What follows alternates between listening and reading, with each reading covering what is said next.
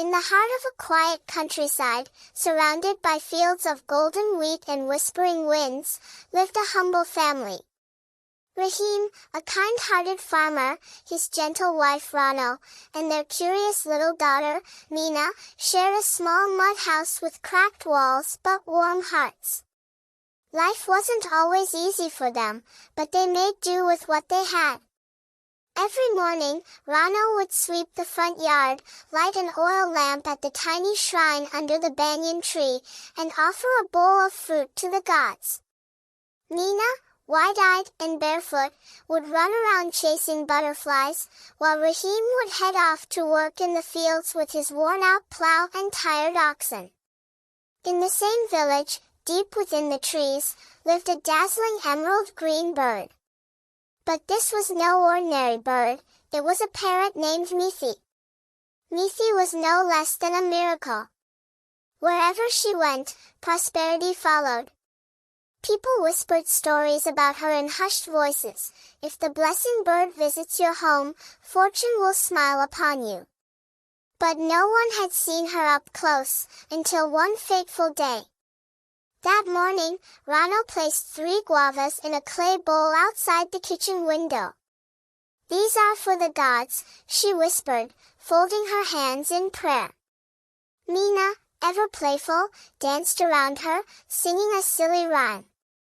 Mithi, the parrot, soaring through the sky, caught the sweet scent of guava. Hungry and curious, she fluttered down to the window, perched on the sill, and took a cautious bite. "Shoo! Get away from there!" Rano shouted, spotting her. "That's not for you." Startled, Mithi flew off. Mina ran up. "Why did you scare her, Amma?" "She looked so pretty." "She was stealing, Mina." "Even pretty things can be naughty," Rano replied. But that night, something strange happened. The next morning, Rahim returned from the market looking confused. "The merchant gave me double the price for the grains today," he said. "That's strange," Rano frowned. "They're the same grains.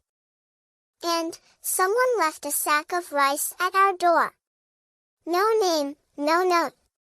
As days passed, more blessings followed. Mina found shiny marbles in the garden. Rano's dry tulsi plant bloomed again. Rahim's crops, though weak before, began to grow taller and greener. Their neighbors even started asking, "What's your secret?" The secret, they soon discovered, was Mithi. Mithi had returned. Every few days, she would sneak into the kitchen and nibble the fruit Rano left on the window. Sometimes she perched on the clothesline. Other times, she played with Mina, mimicking her giggles. But Rano, frustrated at the messy bird, decided she'd had enough. "I'll catch her," she said one day, placing guava inside a large wooden cage.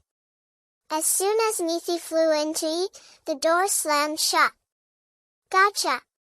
Rano said triumphantly. Mina gasped, "No, Amma. Let her go." But Rano insisted, she needs to learn a lesson. The moment Mithi was locked away, a chill seemed to settle over the home. That evening, a storm rolled in.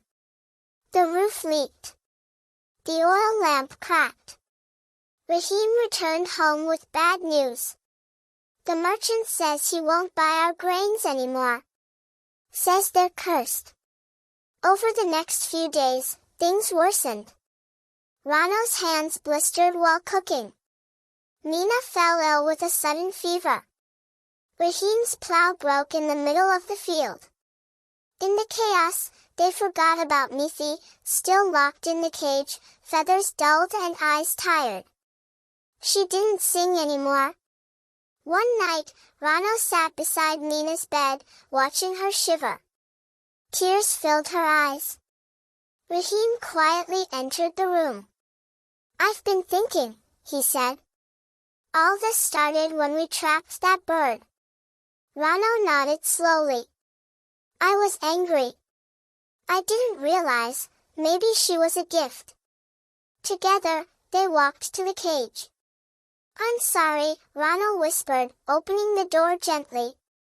Mithi didn't fly away immediately. She looked at them, blinked once, and then stretched her wings. With a soft chirp, she soared into the sky. The next morning, the sun rose bright and warm. Nina's fever was gone. Ronald found a fresh mango in the kitchen window, none of them had bought it. Raheem's plow was mysteriously repaired. A stranger came by, offering to buy his crops at double the price. I think she forgave us, Ronald whispered. From that day on, they never caged anything again. Mithi would return often. Sometimes she sat on Raheem's shoulder while he worked.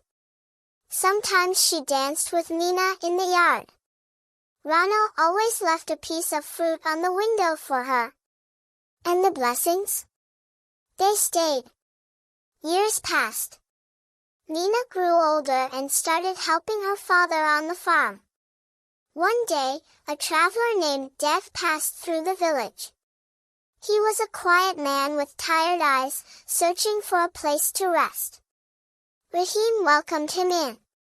We don't have much, but you're welcome to share what we have. Mithi, who had been gone for a few days, returned just then, flying in circles above the house. She landed beside Dev and chirped loudly. She likes you, Nina smiled.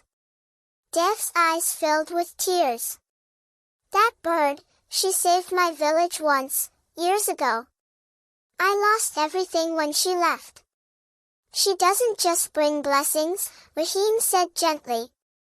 She teaches us to be kind. To give, without asking anything in return.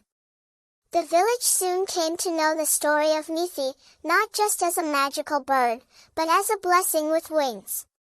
People stopped chasing her away. They welcomed her visits with fruit, kindness, and open hearts. And as for Nina, she grew into a wise young woman, always telling children in the village. Sometimes, the biggest gifts come in small feathers. Don't wait to lose something before you see its value. Moral. True blessings come not from what we keep, but what we give. And sometimes, what we see as small or ordinary, is the very thing that carries magic into our lives.